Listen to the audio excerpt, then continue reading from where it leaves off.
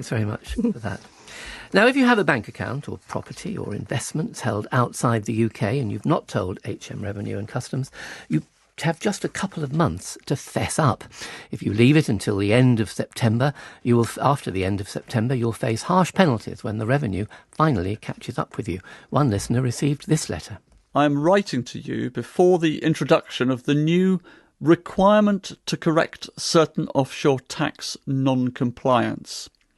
If you have any overseas income or gains that you find you've not declared, you must tell us by 30th of September 2018. If you do not, we may charge you new financial penalties. These penalties start at a minimum of 100% of the tax due. So doubling the tax you owe and more in many cases. But even if you haven't had that letter, you should ask yourself if you have any, and I do mean any, income in another country.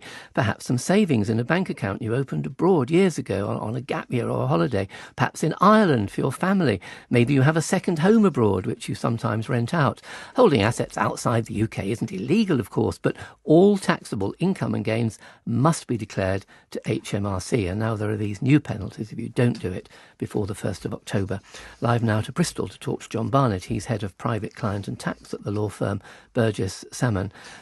John Barnett, I listed some of the incomes, but what other things might people have that they just haven't even thought about? I think you've listed the main ones there, Paul. The other one is a foreign inheritance. So if you've inherited any assets from abroad, or indeed if you've moved assets out of the UK abroad, that can apply as well. The other things to watch out for are situations where you make judgment calls, so you believe yourself to be non-resident in the UK.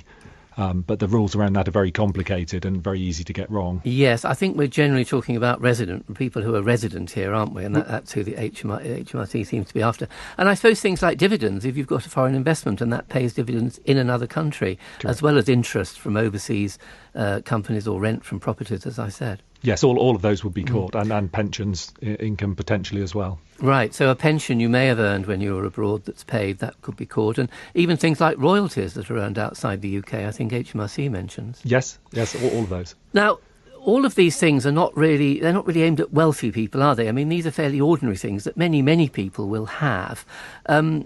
So why is the revenue clamping down on them when the tax saved probably won't be that much?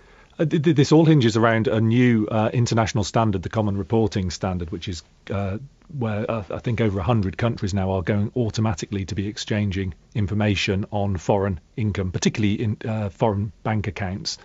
And the Revenue have really said this is a last opportunity before that comes in and they start getting information automatically to put this right. It applies to everybody, so that